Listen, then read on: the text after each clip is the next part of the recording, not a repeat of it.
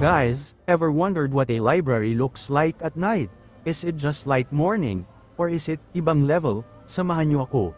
At sama-sama nating tuklasin ang magic ng gabi dito sa outdoor library. Guys, nakapunta na ako dito umaga.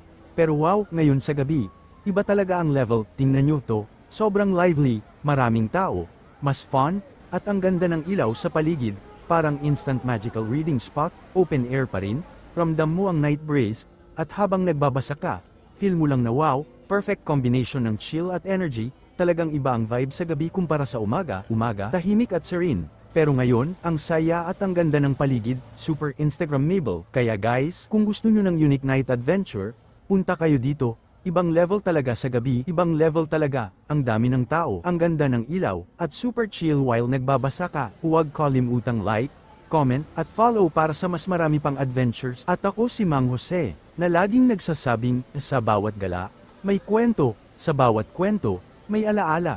Kita-kits ulit sa susunod na adventure.